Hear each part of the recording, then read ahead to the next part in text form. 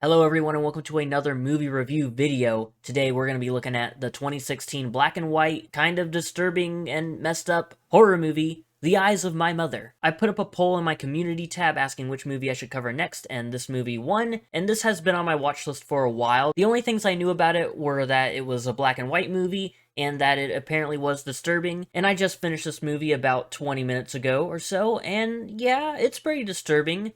Nothing groundbreaking or like crazy, but there was some yucky moments in it and I enjoyed myself. However, I do think some reviews that I did see kind of built my hopes up a little bit too high because while I think it was fine, it's short and to the point and a little gross, nothing crazy. The Eyes of My Mother is about a girl whose mother gets killed and she grows up, and you know what? She's not really dealing with that trauma very well, it's safe to say. This movie didn't really affect me all too much. I just thought it was pretty alright. Outside of a couple of moments, it's a bit slow, but still, it's shot pretty cool and it's interesting. But outside of the few really neat moments, it's just okay. Those are just my first opinions, however, so maybe in a week or two, ask me again and maybe I'll hate this movie, maybe I'll absolutely love it. But for right now, I think it's right in the middle. Now let's get into this recap, shall we? At the beginning of the movie, we see a truck driving down the road, and there's a person standing in the middle of the road, and the guy gets out of the truck, and he goes to check on the lady and see what's up. She just kind of collapses. That's our cold open, and this movie is broken down into 3 parts. So part 1, we have Mother. This movie takes place on like a farmhouse type of setting, so we have Francesca and her mother just kind of hanging around their house,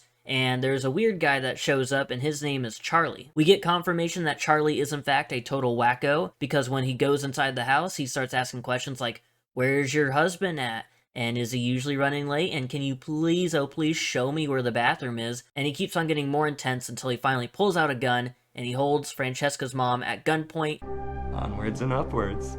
But before we get to see what happens next, Francesca's dad pulls up to the house, and once he gets inside, he hears noises coming from some room in the house. He finds out what's causing all of the racket, and wouldn't you know it, Charlie is just beating the hell out of his wife in the bathroom, and by the looks of all that black and white blood, I'm pretty sure she's dead. And at this point, I thought Francesca's dad killed Charlie off screen, but we'll get back to Charlie in a little bit. Later that night, Francesca and her dad bury her mother. She and her dad are watching TV, and we can hear Charlie's voice calling out for her.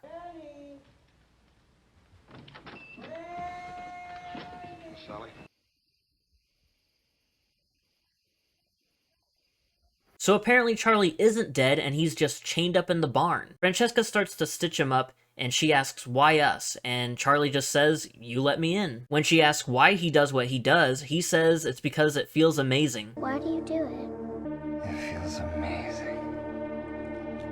And even though he killed her mother a matter of hours ago, Francesca says she's gonna take care of Charlie. And by taking care of him, I guess that means tying him up in the barn and feeding him dead mice and stuff. If you can call that being taken care of, then okay. At the end of part 1, we see Francesca asking her dad to dance with her, and they dance to a little song sung in Portuguese. And that brings us into part 2, Father. Francesca is now older, and her dad is lying in bed, and it looks like he's dead, but I thought Charlie was dead, so I'll wait for any sort of confirmation. Francesca is talking to herself in Portuguese, and she's saying that she can still feel her mom with her. And wouldn't you know it, Charlie is still around in the barn, and just, he's not looking too great, but at least he's alive, I guess. We get to see how odd Francesca behaves because she sets the table for 3, but it's only her eating. She gives her pops a bath and says that she misses him, and then she gets inside the tub with him. So either he's dead and she hasn't let him go and is just keeping the body around, or he's just pretty much lost all of his functions, but still alive. Now, I tried paying attention to her dad and seeing if he was breathing at all, and it didn't really seem like it, so I'm just gonna go with that he's just straight up dead,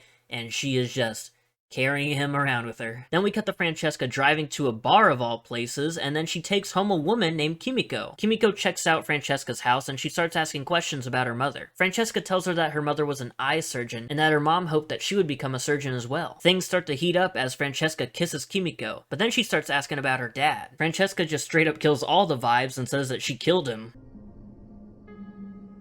I killed him.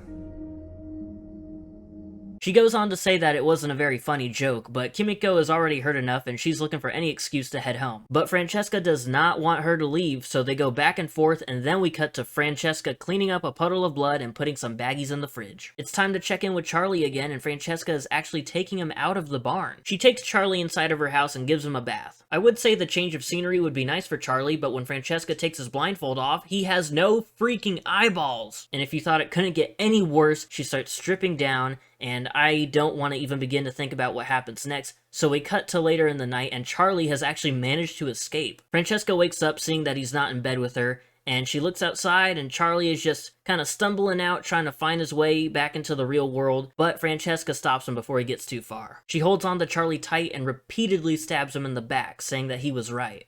Ele tinha razão. Isto é realmente fantástico. To get over her breakup with Charlie, she decides to dance in front of her dead father. How sweet. But I guess he wasn't appreciating her dance moves enough, because we then see her hacking up a body, and I can only assume it was her father, because she says, "Now he'll always be with you. Mom, take care of Dad." And she throws what I would assume is pieces of his body into a fire outside. Now that she's lost her prisoner and both of her parents, officially, she starts talking to her mom and freaking out, saying that she does not want to be alone. She sleeps in the woods that night, and then the next morning she wakes up and hitches a ride in a pickup truck. And that brings us to our final part, part 3. Family. Inside of the truck that picked up Francesca, we see a woman and her baby Antonio. Now the movie has been pretty weird so far, but nothing too crazy, just more like, wow, this is kind of weird that this is happening, but now here's where things really get kicked up a notch. The woman and Francesca arrive at her house, but before she drops her off, Francesca asks if she can hold Antonio. Now I don't know why you would give a stranger your baby, but the woman says, you know what, why not? Here, hold my baby. I believe Francesca says something like, "Thank you for this gift, mother," in Portuguese, and then she just straight up kidnaps, or I guess baby naps, Antonio. She runs inside of her house with Antonio's mom quickly behind her, and when the mother runs upstairs, she sees Antonio laying on the bed, but from behind her, watch out, it's Francesca with a knife to the back. Francesca then takes the mother and her baby into the barn. We see that Francesca gave the woman a bit of an operation because she has her eyeballs cut out and her vocal cords cut out as well. I would assume that this is Francesca's second successful operation, judging by the fact that Charlie didn't really make a lot of noise and, didn't have any eyeballs. For me, this is probably the most disturbing part about the movie. It's not even the eyeballs being cut out, it's that her vocal cords are ripped out, so all she could do is try to scream, and it just comes out as a hiss.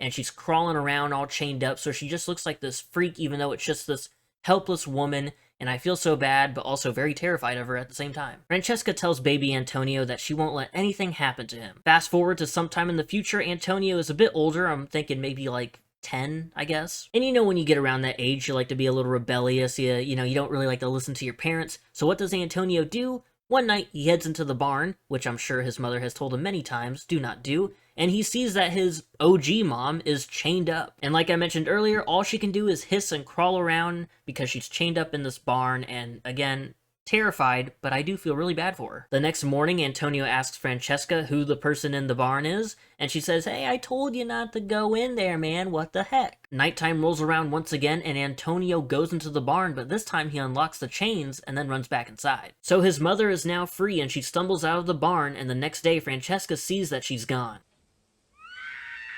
And now we're back at the cold open, and it was actually Antonio's mom who was the girl standing in the middle of the street who the truck driver went and checked on. So there we go. Francesca's in full-on panic mode. She digs up her mother's bones and is hugging them, saying that she just wants all of them to be together and that she wishes that she could meet Antonio. She is, a few fries short of a happy meal, as some would say. She notices a couple of cars pull up to her house, and wouldn't you know it, it's the police. They start knocking on the door, and she tells Antonio to not worry and everything's gonna be okay. And then the police officers bust into her house, and she has Antonio in the corner of her bedroom. She's holding up a knife saying, "Stay away." And then we get an overhead shot of the farmhouse where Francesca has lived all of her life, and we hear a gunshot.